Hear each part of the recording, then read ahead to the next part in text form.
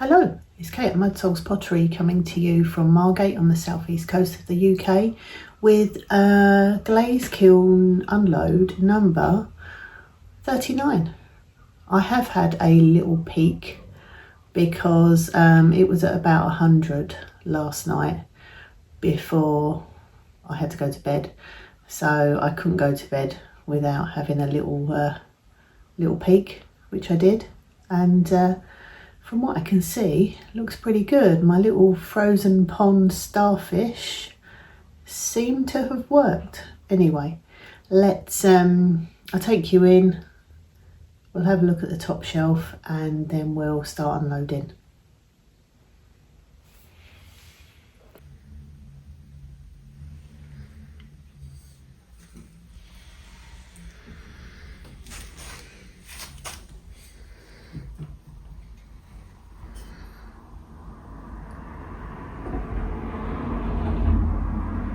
Wow, looking at them a little bit closer, my plan seems to have worked.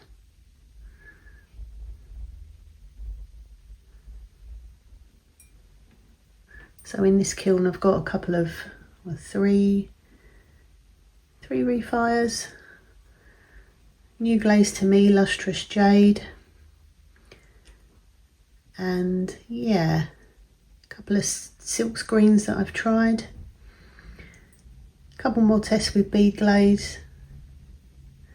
So yeah, let's unload, have a closer look.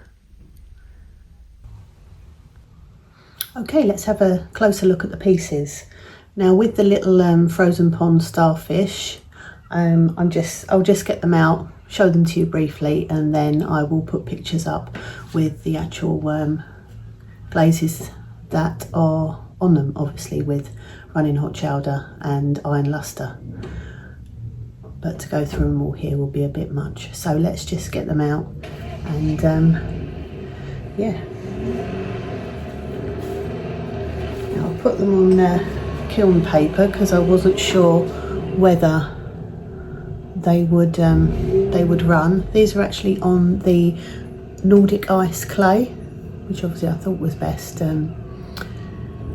with the frozen pond techniques.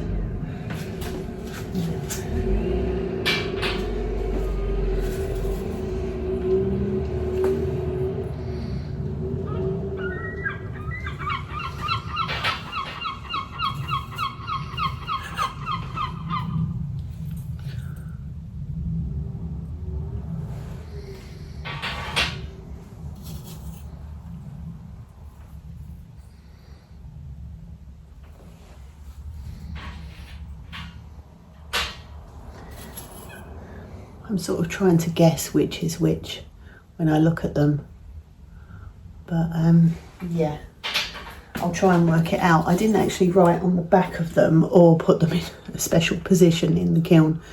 That might have been sensible, but I think we may be able to work it out,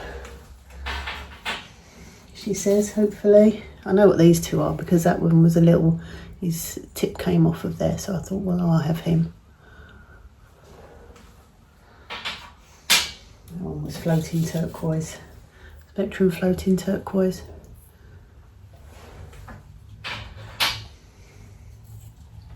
And I think I can tell that that one is probably Albany slip brown, probably. Right, so that's those. Pretty pleased how they came out. Obviously I was inspired by Jeanette at Far Forest Ceramics with her wonderful frozen pond test tiles. Oh my goodness, so many. And then she went on and made coasters, or I think she started off with the coasters. I don't know, I think she started off with smaller ones then made coasters. So yeah, I thought I'd give it a try.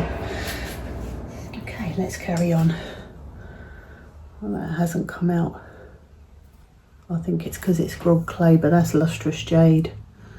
I mean, it does look like a sage leaf, but a little bit dull. And I've got two of my Death's Head moths, which have come out really well. And I didn't realise that was speckled clay, but actually the effect is really nice.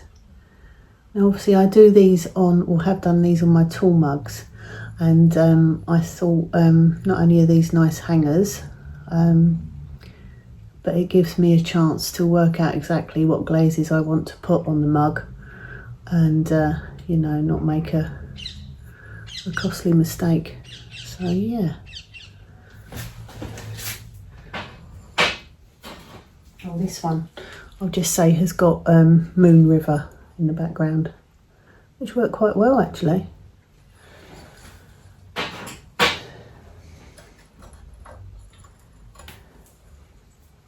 And this one has got snow, good old snow.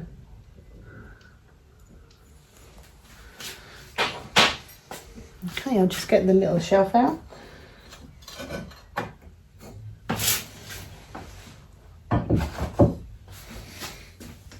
Okay, so I won't take you down. I'll just it's just the refire of the Crank Oak and Holly wall plaque.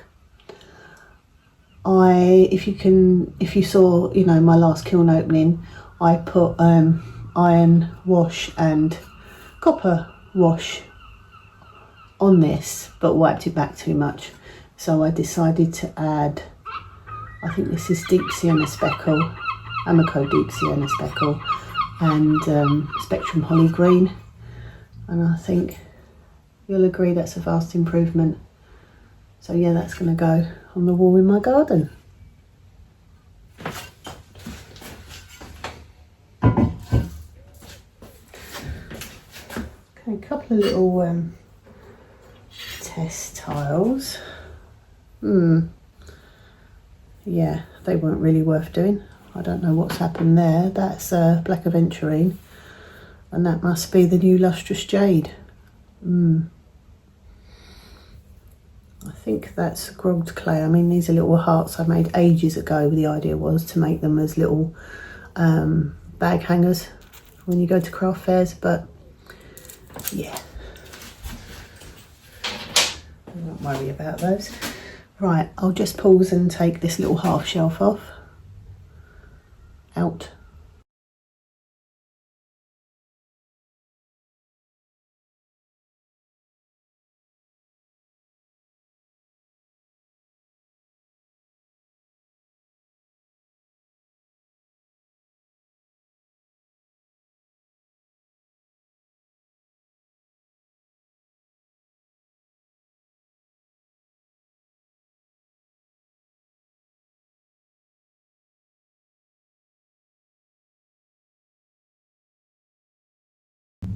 Okay, I'm back. I think I will just, although you couldn't see what was hiding under the half shelf, I'm just going to start getting things out. Actually, I should have taken the posts out first, so I'm just going to nip those out quickly so they don't fall on anything. Okay, what shall we go for first? I think we'll go for the refire first. Yeah, well, the pinholes have gone. I just, this was rose quartz, and I just added honey flux over the top.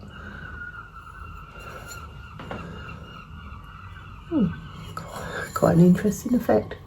Whoops, extreme close up. Yeah, the rose quartz seems to have burnt out a little bit, or sort of congealed with the honey flux,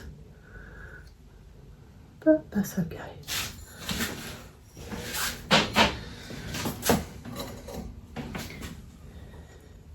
Yeah, I'm pretty sure I've done this before. This is shallot Spectrum. It works well on a lotus dish. Thing is, these are grog clay though, so that's what how we've got to allow for the little speckles you may see inside.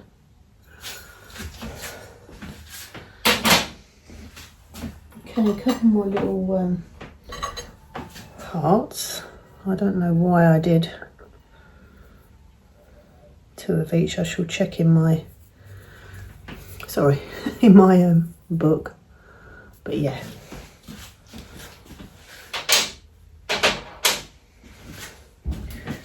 Okay, little snaily. Oh, he's rather cute. Sorry, I should show you first. I say that every time. And I'm pretty sure he's got autumn purple on his body and snow, and I think it's frosted berries on his shell.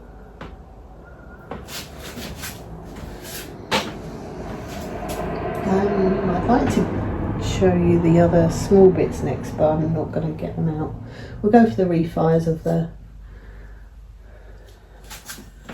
toadstool mugs, which had, that's better, which had goobers, clay goobers in the bottom.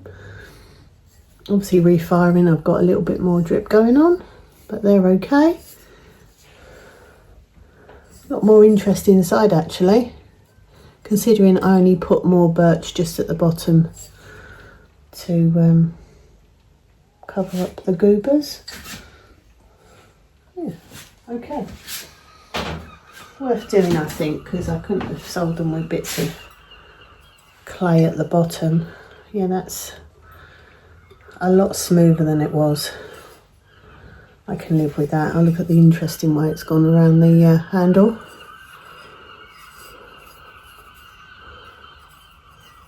It's not crawled at all, that's good. Or inside. Yeah, a lot more interest inside. I do love this combo.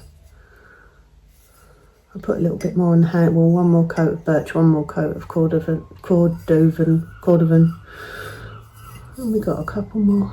It's obviously got a bit more drippy than it was before. I've got a before and after photo to compare. Whew, excuse me, I'm getting a bit hot. Right, what should we go for? Let's go for the bead glaze. Not as good a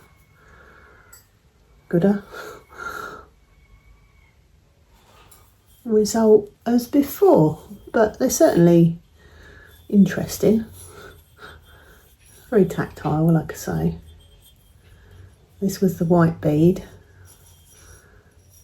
Very toasty on the bottom, and I put green opal and lime shower inside. Yeah. Wonder why the beads are spread out a bit more on these. This one is the same. This is pink bead. Now I put 3 good coats and did it horizontal then vertical.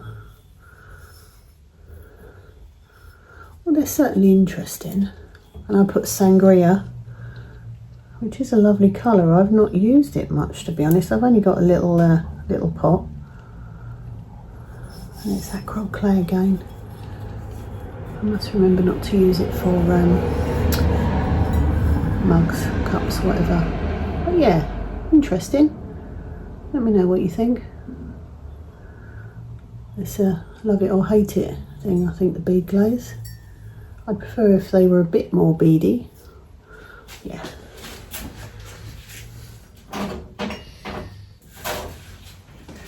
Right, let's get the little ones and save those 2. I did some more little mermaids. It's just a little cutter I got from Temu. Now I've got 2 with, yeah, those are the 2 with rainforest and autumn purple hair. I've got 2 of those, and lustrous jade, and I think 1 sunrise, which is probably that one, and 1 is boogie pink. Oops, they're up the right way. Yeah, I just think they're very cute.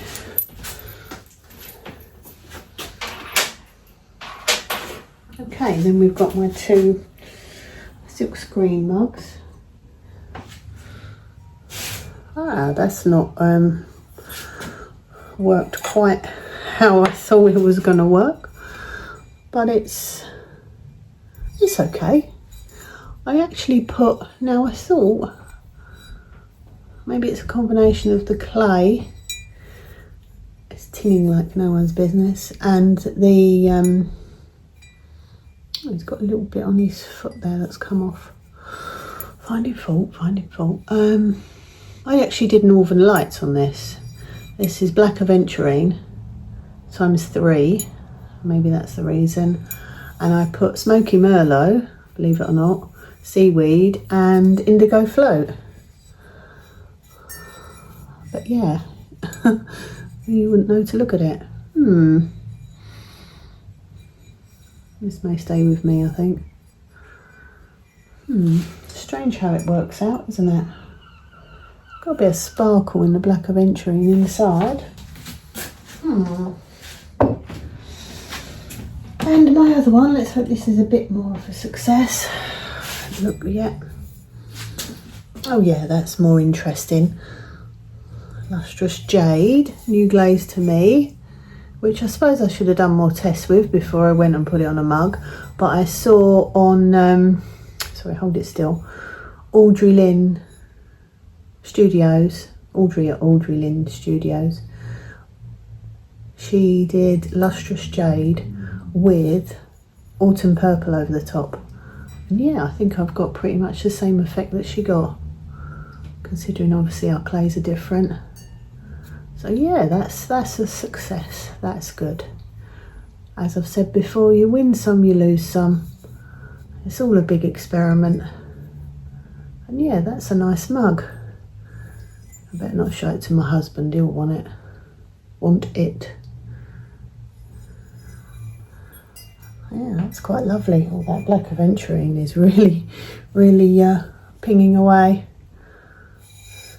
Yeah, I like leaving the either decals, or obviously this is a silk screen just done with underglaze, raw with no glaze over the top. Let me know what you think. I do that with my my tarot mugs. I've done it with potion label mugs. Yeah, I'm chuffed with that. I think I should be doing that again.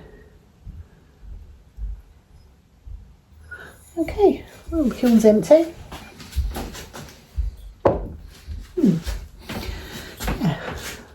Thanks a lot for watching. Don't forget to like, subscribe, as I've said before, if you don't already. If you do, thanks a lot. Heading towards 500, so yeah, it would be great to get there before Christmas and then carry on climbing after that. So yeah, let me know which was your kiln favourite. I think we know which was mine.